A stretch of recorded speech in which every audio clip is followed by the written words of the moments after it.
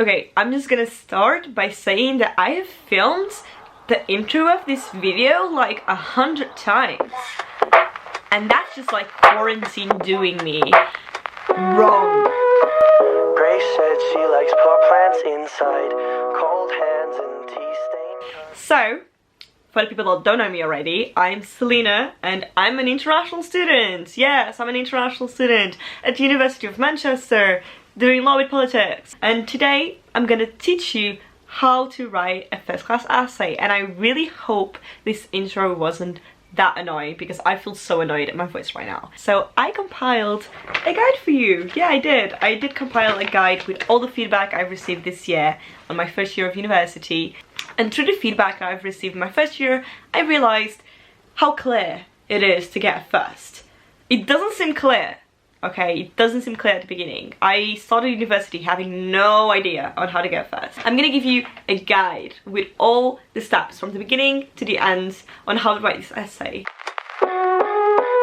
I don't get firsts all the time. As an international student, which the first language is not English, and I came from a state school, I never learned how to write an essay before I started university. I did do some wrong stuff this year.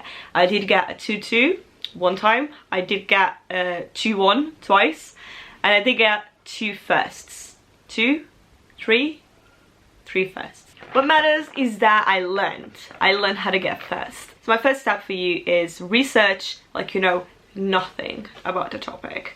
I found this so useful because it allowed me to get an overview of the whole topic. Like, I learned so much about it by just doing research about it, like I didn't know anything about it. So the next question should be, okay Selena, but how do you do that research? Why do you do it? Like, I don't know what to do that. So you're probably gonna have a class syllabus or a class guide or recommended reading list with all the main literature on that subject, and then you need to find the relevant literature on the topic that you're doing. When you get that, you read that, you get the main information about it. Like, you have to mention that on your essay because they need to know that you've read the relevant literature and that you knew that was relevant. If you can't find the things I just said, think about the books and the authors that you've talked about in your lectures, or just go to Google Scholar and Google the topic and you might find something interesting. Then you need to read the question carefully. What is the essay asking you to do? Are they asking you to analyze, to critically examine, to describe, to discuss, to illustrate? Those are very different things, and you're supposed to do different things in those essays. So if they're asking you to discuss, you're supposed to express your opinion and do a balance of pros and cons or strengths and weaknesses. If you just express one side, it's not going to be a good essay. If they're asking you to explain something, then you're supposed to describe the topic and actually go in depth and explain that topic. But if they're asking you to be critical about something, or to critically examine something, critically analyze something, and you just describe it, that's not going to be a first class essay. That's going to be a 2-1, low 2-1 probably, or a 2-2, because you're actually supposed to engage in a certain debate. You're supposed to do the pros and cons, or put forward an argument and then object to that argument and then anticipate the objections and object to these objections. It's supposed to be super engaging and interesting. Clearly not what I've done when I've just described the topic. You can see the difference, right? Then you're supposed to start writing the essay with the key information. What does the reader need to know? Like that basic, fundamental information about the topic, so that the reader can understand the critic that you're going to do or what you're going to discuss. So after you got that information, that basic information, you need to think about the structure of your essay. It needs to make sense, it needs to flow, it needs to have a logical structure. That's going to be very important so the reader understands what you're saying, why you're starting to talk about one thing, why does that matter to the topic, and then why you're discussing another thing. How are they connected? How are they connected to the topic? If your essay has a good structure, it will flow.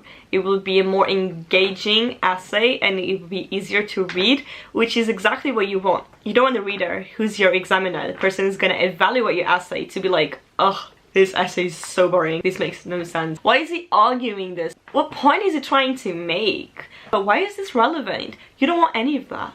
Everything that you say needs to be linked back to the question.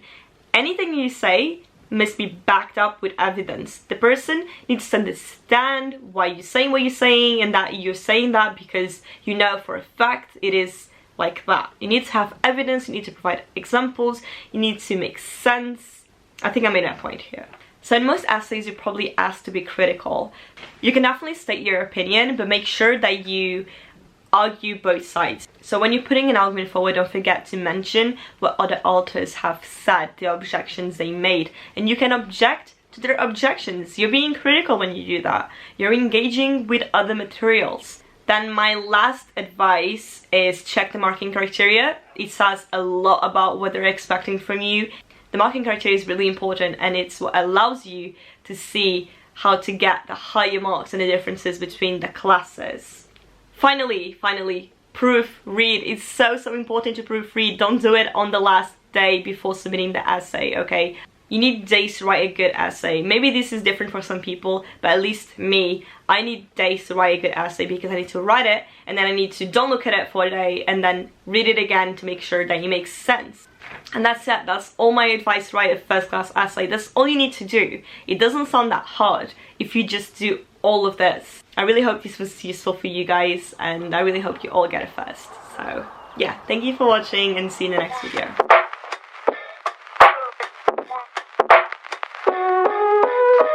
Grace said she likes pot plants inside, cold hands and tea-stained cups.